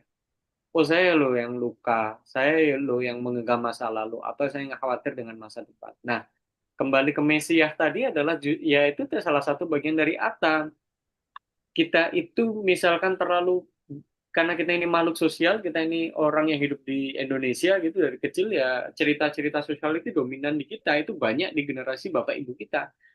Itu ternyata kalau misalkan saya menjadi teman yang baik ke bapak dan ibu saya, 70% cerita mereka itu tidak ada tentang diri mereka loh. Coba teman-teman nanti bisa eksperimen ke bapak ibunya masing-masing. Benar, benar, benar, benar, Karena benar. saya kalau saya bilang ke teman-teman di meditasi ya, saya bilang kalau kamu tahu dirimu tuh nggak harus kamu ke psikolog psikiater, mereka orang asing secara genetik berbeda. Guru pertama itu ya seperti yang Sang Buddha bilang, bapak ibumu. Cerita, lihat aja bapak ibumu. Persoalanmu dengan bapak ibumu sama secara genetik. Serupa. Nah ternyata bapak ibu kita itu 70% itu di otaknya itu memikirkan mau positif mau negatif loh Mas. Yang positif ini juga sebenarnya juga mempengaruhi kesehatan mental. Misalkan, aduh adikku, gitu. Misalkan tante kita yang terjerat hutang, anaknya kena masalah ini apa. Jadi otaknya ini full tidak ada diri mereka. Sehingga ketika saya waktu itu pulang dari Pabaja di Bodhgaya, saya kemudian pulang ke rumah, itu ayah saya Abrahamik yang taat ya, kemudian mereka mau pergi ke apa ke pilgrim gitu, mereka ziarah ke luar negeri gitu. Yang saya lihat yang diobrolkan adalah oleh-oleh. Ini, itu, khawatiran apa. Terus saya tanya, lah kamu sendiri yang mau dibeli apa, Pak? Gitu. Nggak ada. Lah, kenapa nggak ada? Itu hal yang nggak baik. Jadi ternyata di diri kita juga kita terlalu baik sama orang, kita nggak baik sama diri kita sendiri. Jadi kita nggak bisa membuat border, kita nggak terlalu banyak bilang iya, nggak bisa bilang enggak. Nah, Mesias syndrome itu hasil dari border yang kemudian jangan-jangan itu munculnya dari diri kita yang sifatnya terlalu amat baik tapi berlebihan. Nah, ini kalau soal NPD yang kemudian sekarang dibicarakan di mana-mana di sosmed dan lain-lain ya, ya everyone yang masih punya ATA akan punya sifat narsisisme. Dan psikologi barat sebenarnya justru eh, intervensi yang mereka lakukan justru memunculkan ATA ini dulu, Mas. Jadi biasanya teman-teman afirmasi ini loh, kalau bicara itu, oh, saya ini loh Fuji yang baik, saya ini loh Singgi yang baik gitu. ATA-nya yang dimunculkan ya, karena kenapa ya? Karena memang emosi itu dilihat secara absolut kalau di psikologi barat. Nah, kalau mereka yang mengalami disorder, yang merasa kemudian memiliki sisi narsis tertentu, yang mereka akan self-minded gitu. Dan orang yang self-minded ini ya tidak akan pernah memerlukan obat. Mereka akan merasa baik-baik saja. Tapi orang yang punya kesadaran, yaitu kita, ya kita bisa mengetahuinya. Dan tidak perlu kemudian melakukan judge atau apa, karena itu menurut saya adalah proses belajar juga ya. Dan kalau saya nggak, ini kan forumnya teman-teman Dhamma ya, kalau misalkan saya di akademik, mungkin saya akan bicaranya lain, ya kan? Kalau saya melihatnya di struktur sosiologi saja dulu deh Mas, sebenarnya manusia itu unik kalau saya lihat. Saya kembali ke Dhamma, bagaimana mazhab saya ini ke Kyoto School, saya nggak pernah melihat orang itu sakit dan sehat sih Mas. Ada orang yang depresi parah, dia pencipta lagu loh. Tuh, baik penulis novel yang baik, Harry Potter dan lain-lain. Dunia kita berwarna oleh orang-orang yang depresi. Orang-orang yang bipolarity, orang-orang yang skizofrenia itu seniman-seniman yang besar. Semua sahabat saya di Jogja yang namanya terlalu besar itu, mereka beberapa punya pengobatan skizofrenia. Jadi kehidupan mereka itu isinya adalah warna-warna, suara-suara gitu. Nah, otak orang-orang yang terlalu rasional kayak kita ini suruh belajar seni nggak bisa. Nah, dunia akan berwarna dengan mereka. Jadi saya nggak melihat mereka sakit. Begitu pula saya pun melihat beberapa orang yang di dalam sudut pandang orang dikatakan mereka NPD, saya melihatnya juga dalam sisi yang nggak buruk juga. Kalau nggak ada mereka, siapa yang mau dipasang mukanya segede baliho mengucapkan selamat hari raya tertentu di pinggir jalan untuk menjadi bupati, wali kota, DPR, DPRD. Nggak ada, semua orang nanti kalau nggak punya jiwa narsisistik nggak ada yang mimpin gitu. Gitu. Jadi ya sudahlah, ini warna-warni kita aja Mas begitu. Dan tugas kita meminimalisir itu tadi agar mereka mencintai diri diri mereka sendiri gitu, agar kemudian suicide ini tidak terjadi banyak gitu kan. Kalau di Buddhis kelahirannya kemudian menjadi sangat lebih buruk kan, dan secara diri juga sebenarnya berpengaruh ke kita gitu. Jadi saya banyak berkutat di isu ini. Itu ada satu teman saya baru lulus dari Melbourne, dosen psikologi, dia meneliti keluarga-keluarga atau relasi terdekat bagi orang yang berhasil bunuh diri. Dan itu efeknya sangat lebih mengerikan daripada orang yang bunuh diri. Jadi kita juga harus baik dengan diri kita agar tidak terjebak dalam Mesias syndrome gitu. Kalau kemudian ada melakukan advokasi kesehatan mental dengan psikologi Buddhis untuk mencegah bunuh diri, juga kita juga harus menakar diri kita. Karena kalau enggak, nanti kemudian depresi yang akan kita alami itu jauh lebih besar loh, Mas. Ada beberapa kawan itu merasa dirinya yang harus bertanggung jawab. Terus selama bertahun-tahun dirinya diliputi penyesalan. Oh, andai ya kalau saya naik motor lebih cepat gitu. Andai ya kalau saya begini, saya begitu. Andai itu pengandaian-pengandaian itu yang sangat susah. Dan pengandaian itu juga muncul karena melihat sosok diri yang absolut kan. Karena orang yang punya ide bunuh diri itu saya pikir titik kulminasinya itu hanya beberapa detik setelah itu mengalami histeria. Kalau mereka sadar ya hilang loh sebenarnya. Gitu. Tapi kalau mereka dalam posisi apa punya keberanian yang tinggi dengan situasi yang sangat tinggi ya berhasil. Nah, sekitarnya diri kita itu. Itu sih Mas dari saya. Kemudian ya, jadi kemudian forum ini bagi teman-teman Dhamma, jadi saya pikir kita melihat semua Kalyanamita dengan warna yang indah aja deh gitu. Jadi nggak biarkan teman-teman psikolog dan psikiater aja yang kemudian memberikan label-label tertentu ini sakit dan sehat. Kalau saya melihatnya enggak. Itu sih Mas. Silahkan, Ya Mas, apa lagi? saya sendiri sih menilai sih kalau NPT itu bukan hal yang buruk, tergantung intensinya ya, intensi Ya, baik atau enggak. Karena kan Sang Buddha sendiri kan bilang kan, di antara kita tuh tidak ada yang tidak sakit karena kita bagaikan seperti tusuk panah, anak panah, dan kita sendiri sedang mengobatinya, dan dengan cara ya melepas diri lah seperti itu. Dan karena saya juga memang saya tertarik di bidang ini, dan menurut saya memang orang yang ya semua itu kan ada sebabnya ya. Sebab itu yang harus kita atasin kalau untuk di bagian psikologi ini. Tapi ada satu lagi nih, Mas Fuji. Kalau bedanya psikiater sama psikolog itu tuh sepertinya seperti apa? Karena yang saya dengar umumnya tuh seperti ini. Psikiater tuh biasanya memberi obat aja, obat tenang, obat tidur dan sebagainya. Tapi psikolog tuh dia tuh sampai ke akarnya. Bahkan sekarang kita tahu ada yang namanya NLP, hipnoterapi. Nah, eh kalau kalau dari pengalaman Mas Fuji sendiri dan dari case by case sendiri itu tuh sebenarnya yang ampuh itu tuh seperti apa ya, dan adakah yang terobati dengan cara satu dua tiga empat, di mana perbedaannya dan apakah memiliki efek yang sama? Saya penasaran sih. Silakan Mas. oke, saya senang nih Mas Inggi. Pertama ya saya sepakat. Ya, kita sama-sama di samsara ya Mas, namanya penderitaan kan, ya kan? Ah, Jadi eh, ya itu tadi ya saya sepakat bahwa ya sudah tugas kita ini mencari sebab dukanya apa dan keluar dari samsara itu. Itu satu cara dhamma. Dan kedua perbedaannya adalah kalau di psikiater mereka latar belakang pertamanya S1-nya adalah dokter. Kemudian mereka mendalami ilmu-ilmu jiwa. Sedangkan psikologi, mereka itu nggak harus, semuanya dari psikologi kan nggak kemudian muaranya ke klinis. Nah, teman-teman psikologi ini kemudian memang tidak punya kewenangan untuk meresepkan obat. Jadi intervensinya itu psikoterapi. Kalau kemudian psikiater bisa psikoterapi dan farmakoterapi. Farmakoterapi ini obat, Mas. Jadi di Belanda ini karena masyarakatnya bebas, mereka ini nyebelin mas. Saya pernah itu salah satu komunitas yang saya ikuti di Amsterdam, tapi pikir wah ini nggak bener ini. Ya bener mereka mencintai tantra ya, apa namanya belajar Buddhis gitu.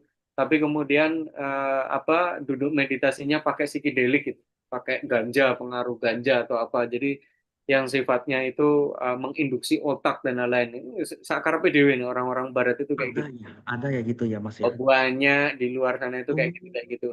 Ya namanya jenis oh, manusia mas, sampai akhirnya mereka merasa dirinya nggak puas pergi ke Amazon, mencicip yang namanya ayahuasca gitu sampai agar memorinya hilang gitu. Itu ada kalau kalian Google di YouTube tuh banyak. Makanya orang-orang bule ini ya sudah pergi kemanapun, traveling ke Bali dan lain-lain. Jadi intinya itu. Nah, di dalam psikiater itu intervensi otak itu penting. Nah, ini uniknya, saya mau cerita. Saya sendiri itu dari kecil hiperaktif. Jadi punya kecenderungan HDAD dari kecil.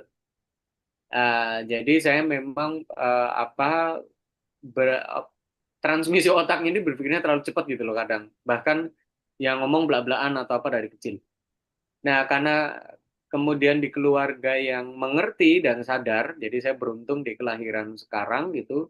Kemudian saya pernah menjalani beberapa konseling psikologi, dan di tahap ketika saya bekerja di Singapura, saya pernah mengakses obat juga. Yang kemudian saya rasakan adalah yaitu tadi sakit dan sehat itu dilihat secara hitam dan putih. Akhirnya saya kehilangan diri saya yang kemudian saya punya energi 100 tiba-tiba satu gitu.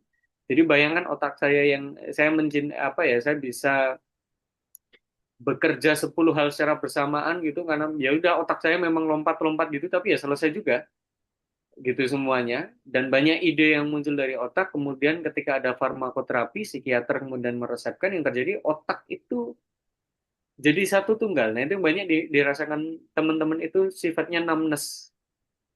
Nah, Hmm. kalau yang lain ya, kalau ini kan karena brain saya begitu, akhirnya saya memutuskan untuk ya sudah menikmati tubuh kelahiran ini sebagaimana apa adanya. Akhirnya kemudian meditasi sana sini dan lain-lain. Akhirnya ya sudah puasa dan meditasi itu lebih bagus melihat kesenyataan. Nah, bagi mereka yang depresi, maka obat dibutuhkan karena eh, farmakoterapi itu kemudian membantu beberapa hormon kerja saraf itu jauh lebih cepat gitu Mas karena ada orang yang sangat traumatis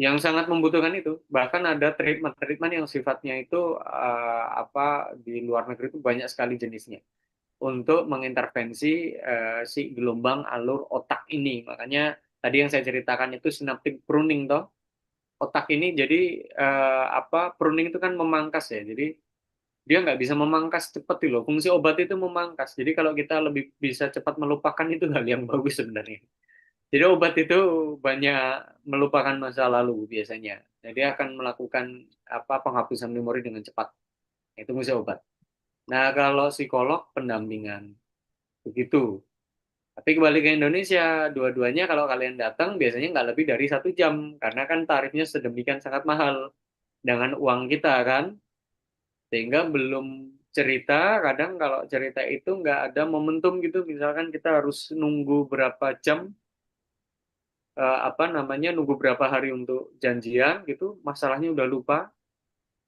Nah, persoalannya adalah di luar itu nggak ada sistem yang kemudian membantu mereka untuk cepat sembuh. Itu yang tidak ada di negara kita. Dan kayaknya masih 100-200 tahun lagi baru ada kayaknya. Kalau negaranya masih begini-begini tuh diri kita sendiri aja lah nah, yang menyelamatkan diri kita. Itu masih karena yang saya kerjakan ini sebenarnya adalah pekerjaan yang ada di Skandinavia. Ada teman saya di pekerjaan resminya kayak saya gini, tapi mereka dipekerjakan kementerian. Jadi di Finlandia sana itu. Itu Mas, ini menuju jam 9, monggo ada lagi nggak? Oh, oke. Sebenarnya masih banyak, cuman ya Ya, sepertinya kita perlu chatting pribadi aja, Mas. Ini ya, untung Mas ingetin, Mas. Kalau Mas gak ingetin nih, saya lanjut ke pertanyaan berikutnya nih, karena memang saya juga tertarik di bidang psikolog dan seperti ini, dan saya pun pernah ada case yang ya ada yang hampir bunuh diri dua, ya ketemu saya cerita mengenai Dhamma secara general, dan satu yang hampir bunuh orang, ya waktu itu. Jadi saya juga cerita, intinya dia berhentilah kayak gitu, ya. Tapi singkat cerita, ya ini menarik ya.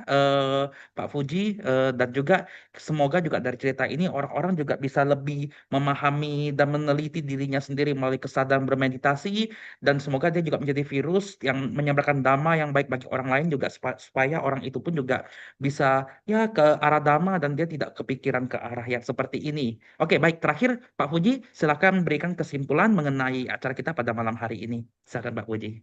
ya, terima kasih untuk teman-teman di Dhamma Meta Jember. Ini mohon maaf, malam-malam temanya sangat berat gitu. Karena saya juga tidak menyiapkan apapun, saya hanya berbagi dengan apa yang sudah saya kerjakan dan sedang kerjakan dan akan kerjakan seterusnya sepertinya. Saya memang banyak mendalami di bidang spiritualitas. Mungkin hal yang ingin saya sampaikan adalah sisi yang semangat ya, wirya yang kemudian bisa kita sebarkan bersama bahwa Dhamma, kemudian kalau kita dalami secara betul gitu, bagaimana sekarang sudah banyak diadopsi, diakui di negara barat sana sebagai pengobatan atau kemudian pendampingan yang holistik gitu, mendampingi teman-teman di psikologi barat yang masih apa namanya sangat apa namanya sangat pragmatis melihat klinis itu, maka ini adalah sebuah keberuntungan. Maka teman-teman semoga sharing ini bisa menjadi kaca untuk diri kita bersama agar kita itu melihat guru kita yang pertama, yaitu diri kita, tubuh kita, batin kita itu sebagai kaca. Nah, kalaupun di sekitar kita itu kita temukan seperti Mas Singgih tadi adalah beberapa orang yang memiliki mental tertentu, kalau teman-teman memiliki energi yang cukup, meta yang cukup, karuna yang cukup, maka itu adalah kesempatan kita semua untuk melakukan advokasi bersama-sama agar kemudian teman ini kembali ke dalam jalan cinta yang mereka tekuni masing-masing. Dan itu kemudian menjadi salah satu apa ya wujud kita itu hidup jauh lebih bahagia lah intinya Mas.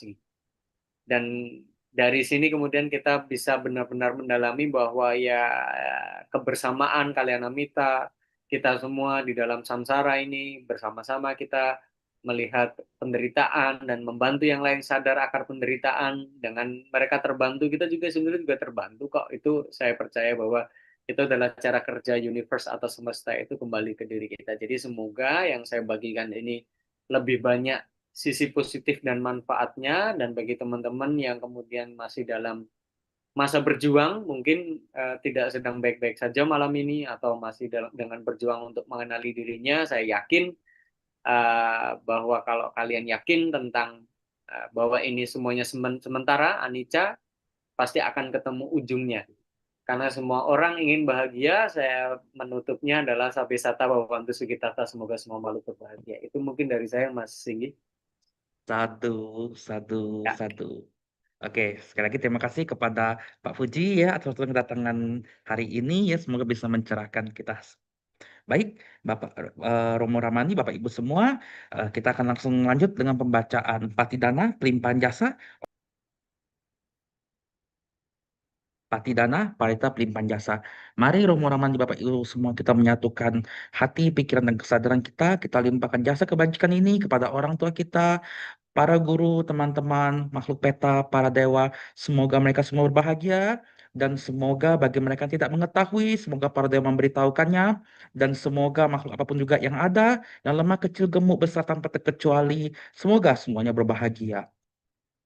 Punya Siddha Nikatasa Yatna na Nikata Nime Tesan Caba Gitno Hontu Satananta Pamadaka Ye Piya Guna Wantaca Mai Hang Mata Pita Dayo Dit ame cap yadit awa anye majata we rino sat patitanti lokasming te bumma catu yonika pance kacatu wokara sangsaranta bawa bawe Nyatang ye pati dat name anumodam tutte sayang ye cimang napaja nanti dewa te sang niwe dayong maya dinna napunyanang anumodana hetuna sape sat asada hontu awera suka jiwino kema padan cepat pontu desa sasicet tang supa. Ya, mari kita tutup dengan membacakan nama Karapata. Nama Karapata. Arahang Samma Sambuddho Bhagava Buddhang Bhagawantang Abhivatemi Swakato Bhagavatat Ammo Dhammang Namasami Supartipanno Bhagavato Sawaka Sangho Sanghang Namami Sabbe Satta Bhawan Sukitata. Semoga semua makhluk hidup berbahagia. Satu, satu, satu.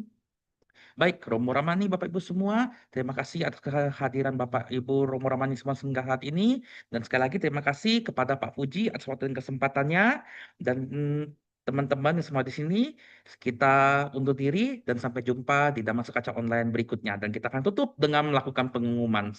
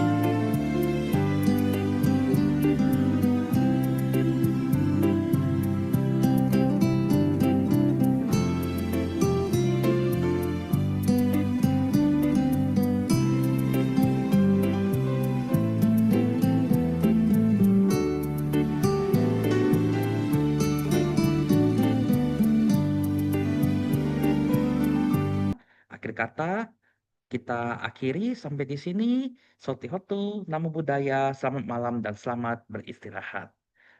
Tapi sata bantu sukitata, semoga semua hidup berbahagia. Satu, satu, satu.